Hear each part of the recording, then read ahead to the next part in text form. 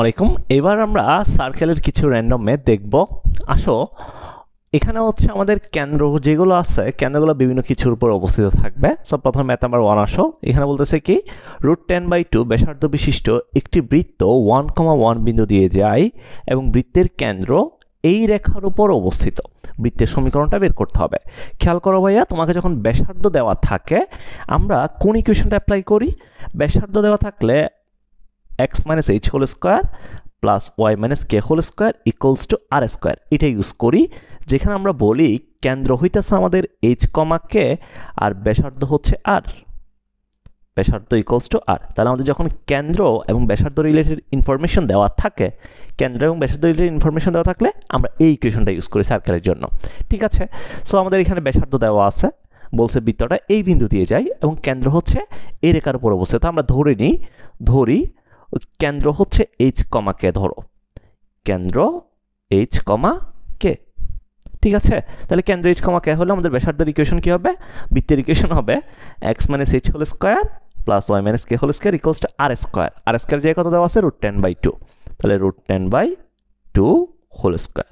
ঠিক আছে, তাহলে এখান থেকে আমরা পাবো বৃত্তটা যেহেতু 1,1 বিন্দু দিয়ে গেছে, তাহলে আমরা x আর y জায়গায় 1 বসাইতে পারবো, কারণ বৃত্তটা যেহেতু 1,1 বিন্দু দিয়ে গেছে তার মানে 1 দ্বারা বৃত্তের ইকুয়েশনটাকে সিদ্ধ হবে। তাহলে x এর জায়গায় 1 বসাও, y এর জায়গায় 1 বসাও। তাহলে 1 minus h whole square 1 minus k whole square equals to এখান থেকে পাইতেছে 10/4। ঠিক আছে ভাইয়া, তো এটাকে 1 নাম্বার ইকুয়েশন দাও। এরপরে বলছে কি বৃত্তের কেন্দ্র হচ্ছে এই রেখার উপর অবস্থিত। তাহলে ভাইয়া বৃত্তের কেন্দ্র যদি এই রেখার উপর অবস্থিত হয়, আমরা কেন্দ্র যেহেতু h, k ধরছি, তাহলে h, k দ্বারা এটাকে সিদ্ধ করা যাবে। তাহলে আমরা এখান থেকে পাবো k is equals to 3h minus 7, k is equals to 3h minus 7। ওকে, তাহলে এটাকে যাও 2 number equation.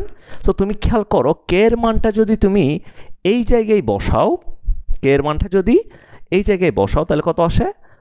1 minus h whole square plus 1 minus k এর জায়গায় 3h minus 7 বসাও, তাহলে 3h minus 7, 3h minus plus হয়ে যাবে, k equals to 3h minus 7 minus plus 7 whole square equals to 10/4, 10/4 এটা আসবে না? এরপর যদি তুমি এই জায়গায় a minus b whole square মারো তাহলে 1 আসবে, minus twice h plus h square আসবে, প্লাস এই জায়গায় দেখো 8 minus 3h whole square, তাহলে এখানে আসবে 64 minus 2 into 8 16, 16 into 3 16 into 3h, এরপর আসবে কত? প্লাস 3h স্কোয়ার অর্থাৎ 9h স্কোয়ার আসবে, 9h স্কোয়ার ইকুয়ালস টু 10/4, 10/4 এটা আসবে। ঠিক আছে, আমাদের এটা আসতেছে। সো তুমি দেখবা এটা দ্বিঘাত সমীকরণ আসে, তুমি এখান থেকে এটা সলভ করলে দেখবা h ইকুয়ালস টু তোমার আসবে 5/2। এটা তোমরা সলভ করিও, আমি আমার কাছে তোমাকে জাস্ট দেখাই দেওয়া, আমি ম্যাথমেটিশিয়ানরা তো একটু লেজি হয়, সো তোমরা এই কাজটা করবা। এখান থেকে দেখবা এই ইকুয়েশনটা সলভ করলে h ইকুয়ালস টু 5/2 আসবে। ঠিক আছে, তো h ইকুয়ালস টু 5/2 দেন আমি যদি এখানে বসাই, এই 2 নাম্বার ইকুয়েশনে যদি বসাই তাহলে k এর ভ্যালু দেখবা হাফ আসবে। তাহলে h এর ভ্যালু আসলো 5/2, k এর ভ্যালু আসলো হাফ। তাহলে তোমার এখন h ও জানা আছে, k ও জানা আছে, অর্থাৎ কেন্দ্রের স্থানাঙ্ক জানা আছে। তাহলে আমরা কি বলতে পারি না? আমরা যদি h, k পেয়ে যাই তাহলে আমরা এখান থেকে বলতে পারবো আমাদের নির্ণয় বৃত্তের ইকুয়েশন হবে x minus 5/2 whole square plus y minus half whole square equals to r square অর্থাৎ 10/4। মানে এটাই হচ্ছে আমাদের অ্যান্সার। ওকে, তো এটা হচ্ছে ভাই 1 নাম্বার ম্যাথ। এরপর আমরা ম্যাথ নাম্বার 2টা দেখবো। ঠিক আছে, তোমরা মনে করে কিন্তু এই ইকুয়েশনগুলো সলভ করে, এখানে আমি সলভ করি নাই, তোমরা এটা সলভ করবা, আমি বিশ্বাস করি সেটা তোমরা পারবা। আমার 2 খেয়াল করো ভাইয়া, আমার 2তে বলতেছে কি একটি বৃত্ত এই বিন্দু দিয়ে অতিক্রম করে যার কেন্দ্র এই রেখার উপর অবস্থিত, বৃত্তটার সমীকরণ বের করো। খেয়াল করো এখানে তোমাকে কেন্দ্রও দেওয়া নাই, এখানে ব্যাসার্ধও দেওয়া নাই। সো কেন্দ্রও যদি দেওয়া না থাকে, ব্যাসার্ধও যদি দেওয়া না থাকে, আমরা কোন ইকুয়েশনটা ইউজ করব? ধরি বৃত্তের ইকুয়েশন হইতেছে x square y square 2gx 2fy plus c equals to 0, এটা ইউজ করব। তো এখানে যদি আমি g এর ভ্যালু, f এর ভ্যালু আর c এর ভ্যালু বের করতে পারি তাহলে আমাদের সার্কেলের ইকুয়েশনটা বের হয়ে যাবে। ঠিক আছে, তো আমাদের বৃত্তটা হচ্ছে এই বিন্দু আর এই বিন্দু দিয়ে গেছে, যেহেতু গেছে আমরা সিদ্ধ করতে পারো। তাহলে 3,5 বিন্দু দ্বারা যদি সিদ্ধ করি তাহলে কত আসে দেখো? 3,5 বিন্দু দ্বারা সিদ্ধ করে, 3,5 বিন্দু দ্বারা সিদ্ধ করে বিন্দু দ্বারা সিদ্ধ করে। তো আমরা সিদ্ধ করলে এখান থেকে পাবো হইতেছে 3 square 5 square plus 2g into 3 plus 2 into 5 into y plus c equals to 0। তাহলে ভাইয়া 9 plus 25 6g 10y plus c equals to 0। এটাকে দিলাম 1 নাম্বার ইকুয়েশন, এটাকে 1 নাম্বার ইকুয়েশন দিলাম, ঠিক আছে। এরপরে বলছে কি, এরপর হচ্ছে এই সার্কেলটা এই পয়েন্ট দিয়ে গেছে, তাহলে এখান থেকে আমরা 6,5 দ্বারা যদি সিদ্ধ করি, 6,5 দ্বারা সিদ্ধ করে, তাহলে এখান থেকে কত পাবো, 6 square plus 5 square plus 2g into 6 plus 2f into 5 plus c equals to 0। তাহলে 36 plus 25 plus 12g plus 10f plus c equals to 0। ওকে, তো এটা হচ্ছে 2 নাম্বার ইকুয়েশন। 2 number equation. তুমি খেয়াল করো এখানে ভেরিয়েবল কয়টা, ভেরিয়েবল হচ্ছে 3টা, জি এফ সি। আমার ইকুয়েশন আছে এখন পর্যন্ত কয়টা, 2টা। তাহলে আমি 2টা ইকুয়েশন দিয়ে কখনো 3টা মান পাবো না, আমার 3টা ইকুয়েশন দরকার। আরেকটা কি করব, এই রেখার উপর কেন্দ্র অবস্থিত। তুমি খেয়াল করো যখন তোমার সার্কেলের ইকুয়েশনটা এই টাইপের থাকে তখন আমাদের কেন্দ্রটা ধরিয়ে আমরা কি রকম মাইনাস জি মাইনাস এফ না, তাহলে আমরা বলবো কেন্দ্র হচ্ছে মাইনাস জি মাইনাস এফ কেন্দ্র। তাহলে কেন্দ্র যদি মাইনাস জি মাইনাস এফ হয়, এটা এই রেখার উপর অবস্থিত, তাহলে 6 into minus G plus 2 into minus F minus 10 equals to 0। তো আমি মাইনাসটা কমন নিলে এখান থেকে পাবো 6g plus 2f plus 10 equals to 0। ওকে, এটা 3 নাম্বার ইকুয়েশন দাও। তাহলে তোমার কাছে দেখো 3টে ইকুয়েশন আসছে। এই 3টে ইকুয়েশন তোমার ম্যানুয়ালি সলভ করার দরকার নাই। তোমার এখানে মেইন কাজ কিন্তু ইকুয়েশন সলভ করা না, তোমার মেইন কাজ হচ্ছে বৃত্তের সমীকরণ বের করা। সো তোমরা এই টাইপের যে ম্যাথগুলা পাও তোমাদের বইতে বা হচ্ছে বিভিন্ন টেস্ট পেপারে, তোমরা যেটা করবা, এই যে 3টে ইকুয়েশন আসছে, এই 3টে ইকুয়েশনকে একত্র করে লিখবা, অর্থাৎ 1 2 3 এইভাবে একত্র করে লিখবা। লিখার পরে ক্যালকুলেটরে সলভ করবা। যারা ক্যালকুলেটরে ইকুয়েশন সলভ করতে জানো না, তোমরা ইউটিউবে যাবা, ইউটিউবে গিয়ে হচ্ছে র্যান্ডম ভিডিও দেখবা, মানে ক্যালকুলেটর কিভাবে তোমার ইকুয়েশন সলভ করে। তোমার কাছে যে মডেলই থাকুক, সেটা আমার কাছে ইএক্স আছে, সো আমি এক্স দিয়ে সলভ করব। যাদের কাছে ইএস আছে, তুমি তোমার মডেল দিয়ে জাস্ট ইউটিউবে চার্জ দিলে চলেই আসবে ক্যালকুলেটরের ভিডিও। সো এগুলো দেখা কিন্তু ইম্পর্টেন্ট। তুমি এগুলো ম্যানুয়াল করতে গেলে তোমার জীবন বরবাদ হয়ে যাবে। সো আমি 3টে ইকুয়েশনই সলভ করব, 1 2 3। আমার জিএফসির মান কত আসে দেখো, ইএক্স যারা আছে তাদের জন্য আমি বলে দিই। প্রথমে হচ্ছে মেনুতে যাবা, মেনুতে গিয়ে আলফা সাইন আছে না, আলফাতে একটা চাপ দিবা। তারপর হচ্ছে এখানে দেখো একটা মাইনাস দিয়ে এ আছে উপরে, এটা চাপ দিবা। তো এখানে সাইমেল ইকুয়েশন, পলিনোমিয়াল ইকুয়েশন আছে। তুমি কি সলভ করবা, সাইমেল ইকুয়েশন মানে হচ্ছে অনেকগুলো ইকুয়েশন সলভ করা, আর পলিনোমিয়াল মানে হচ্ছে উৎপাদক বিশ্লেষণ করা। তো আমি সাইমেল ইকুয়েশন দিব, ওইটা দিলাম।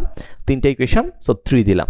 ওকে, তো প্রথমে তুমি এখানে এক্স হচ্ছে জি ধরবা, তোমার সরি এটা এফ হবে, ওয়াই না, এটা এটা এফ হবে।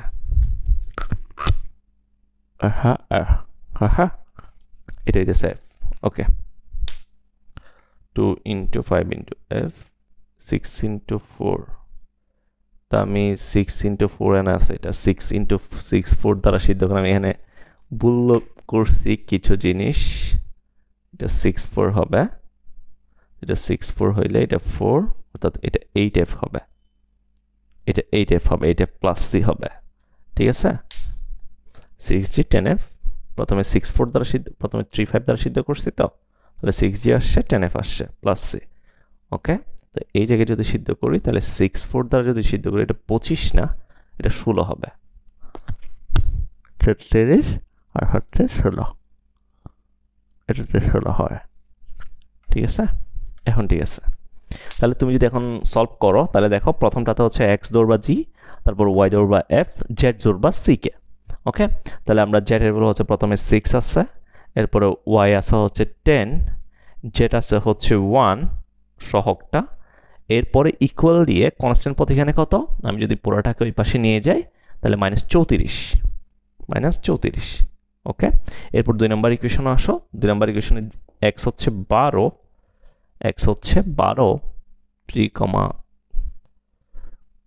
এটা 3,5 এ না, এটা চেঞ্জ হইতেছে কেন, 3,5 নিলাম তো, 1 এর জন্য 6,4। ওকে, ঠিক আছে। হ্যাঁ, তো এটা হচ্ছে 12, এরপর y হইতেছে আমাদের 8, কনস্ট্যান্ট পদ 1, এরপরে z কত 36 আর 16, 36 আর 16কে যদি আমি ওই পাশে পাঠাই দিই তাহলে এটা হয়ে যাবে -52।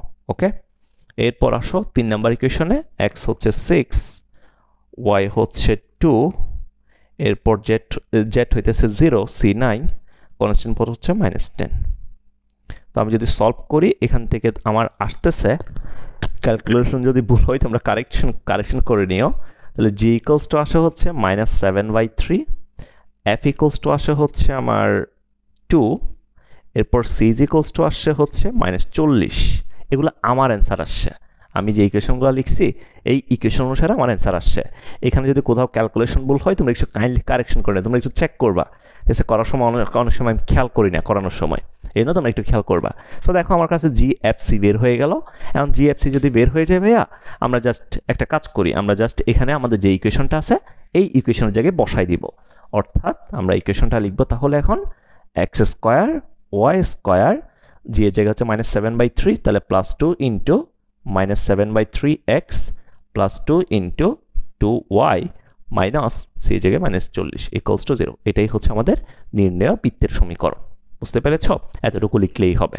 সো আমার মেইন কাজ ছিল তোমাকে নিয়মটা দেখানো। তোমাকে যখন হচ্ছে দুইটা বিন্দু দিয়ে যাবে এবং কেন্দ্রটা কোনো একটা রেখার উপর অবস্থিত হবে যখন বলবে, তুমি এইভাবে সলভ করবা। আমি যেভাবে করছি স্টেপ বাই স্টেপ করবা, আর ইকুয়েশনগুলো ম্যানুয়ালি সলভ করার দরকার নাই, ইকুয়েশনগুলো তুমি ক্যালকুলেটরে সলভ করো। বুঝতে পেরেছো?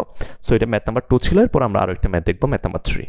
ম্যাথ নাম্বার 3টা খেয়াল করো ভাইয়া। এখানে বলতেছে কি, একটি বৃত্তের সমীকরণ নির্ণয় করো যার কেন্দ্র এই বিন্দুতে অবস্থিত এবং যা এই বৃত্তের কেন্দ্র দিয়ে যায়। ঠিক আছে, আমাকে কেন্দ্র দেওয়া আছে এবং বলছে বৃত্তটা এই বৃত্তের কেন্দ্র দিয়ে যাবে। তার মানে তুমি খেয়াল করো সিনারিওটা কিরকম একটু দেখাই।